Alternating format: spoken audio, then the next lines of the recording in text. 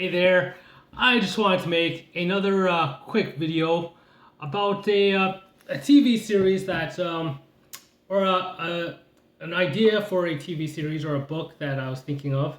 Um, it starts off with settlers from the 16th or 17th century coming to North America.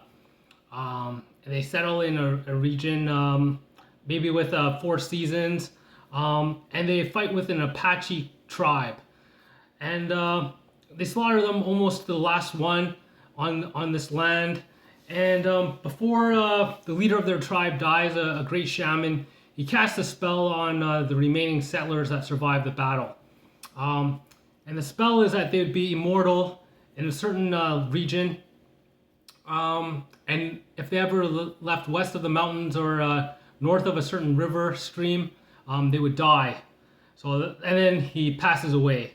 So some of the settlers don't believe this magical curse. They do breach the border, and they do end up dying and spewing up in flames. The remaining settlers, realizing that there's been a curse placed on them, and if they're immortal on this land in a certain region and place, begin building a settlement and a city and live on to modern day. So it's some form of witchery or witchcraft or magic by a native Apache tribe or some native tribe that has caused them to be immortal. Lots of the people have grown weary and jaded staying in the same region. They yearn to travel. Lots of the locals say, "Oh, you look just like these people in history," and they just pass it off as being their distant ancestors or something like that. But they do wish to leave and go about the world. And then that's the premise for the settlement in the city. The city is called New Avalon, named after King Arthur's Avalon, but I put a new in front of it, named after a mythical, medieval city that was built by King Arthur. So that's the premise for that story. And so if you're watching this video or you're taking the time to keep an eye on me, then that could be an inspiration for a novel or a series or a universe. I had originally planned the series to be a lone person that was immortal in a city and living on day to day, year to year, century to century as the mayor of the city, and wouldn't die until he found his predecessor. And I was thinking about that as an idea, but I decided that that it would be better if it was like a settlement and a group of people that were doing this together, and that it would be easier to write for. So yeah, I just wanted to share that with you, and maybe you could get this on the silver screen and get started. The reason why I don't like to put my name on some of my art or my stories or my pictures or things like that is, as an artist, when you put your name on things, and you meet all types of people, you're engaging the public with your art, you are revealing quite a lot about yourself. Lots of authors choose to go by a pen name or a ghost name or a ghost author, because they feel that the story, I mean, if you look into a story that someone's making or their artwork or something like that, it's revealing way too much to a perfect stranger about who you are. And not everyone has the best of intentions for people. Some people might not like you, and they may want to destroy your life. And revealing certain characteristics about yourself to people that you generally don't know, that's never a good idea until you get to know someone better. And you're probably thinking, "Oh, well, then why are you putting this on YouTube?" Because I am kind of famous in Vancouver for some reason. I've got a lot of attention, and I'm kind of an open book now. So hiding my anonymity, that's not really something that I have anymore. So yeah, just wanted to share that with you. Oh, you might have noticed I'm wearing Dragon Ball t-shirt, and it's a tribute to Akira. I don't know how to say. I don't remember his last name actually, but it starts with a T. Akira Toriyama. Yama. I don't remember the name, but he made a really good anime, and it was Dragon Ball. But he passed away on March 1st, so my condolences to him. And really good artwork.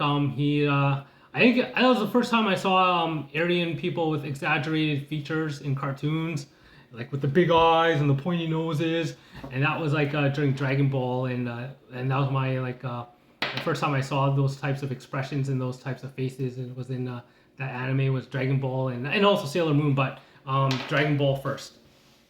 So yeah.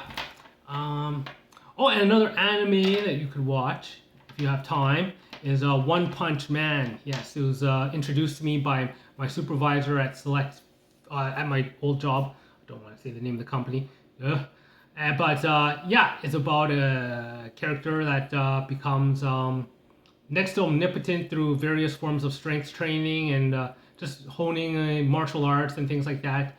And he goes on to defeat some of the most powerful villains in the universe, and he seems to find life boring or complacent. So this is where we start to get religious. So he's become pretty much like omnipotent. He can kill anyone with one punch, and you know, so he's kind of an unhappy hero because, well, he's not challenged anymore, and he's bored. But I don't think being omnipotent would be boring. If you were one of those kids that that like to play video games in God mode because you wanted to see the storyline as it progressed, then yes, be religious, and you may get to play the part of God and play the video game in God mode.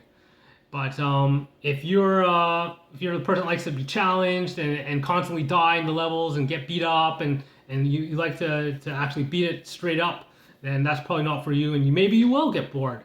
But for me, I mean, being omnipotent on Earth, I don't think that'd be boring because people are free-willed, they're sentient, they can do whatever they want. There's still a lot of variables out of your control. Being omnipotent here would not be boring at all, by any means, because there's so much out of your control still. And I mean, people that you care for and things like that could be damned, and that'd be out of your control, and so many things that could happen that would still be completely out of your control if you were still omnipotent.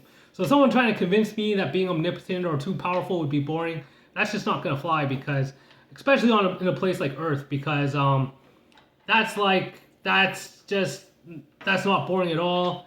That's actually something that I will, maybe I'm power hungry, but I'm not going to give up until I have some form of power where I don't really answer to next to nearly anyone except the one. So yeah, that's how I feel anyways. That's my personal opinion. Maybe people like Superman who like to talk to the media and talk to people, or maybe they just can't keep their mouth shut. But if Superman would have just pretended and they brought that kryptonite to him, and he's like, that's not doing anything to me. I don't know what you're talking about. Or he would have took over the world. He'd be the ruler of the world. No one would know, and then they wouldn't even know what kryptonite was. But he revealed it to the media. He revealed it to people. Maybe because he was scared of what he would do, or maybe he just has a big mouth, doesn't know how to shut up and keep his secrets. But there's no reason to really to be revealing that much about your weaknesses to people if they can use it to exploit and hurt you. So, but yeah, definitely he would have taken over the world or ruled it almost absolutely if he didn't do that. But yeah, that's my video for YouTube and Facebook, and I'll post that now. Good video, good life lessons, lots to be learned here, and that's all I wanted to share today. Okay, thanks, bye.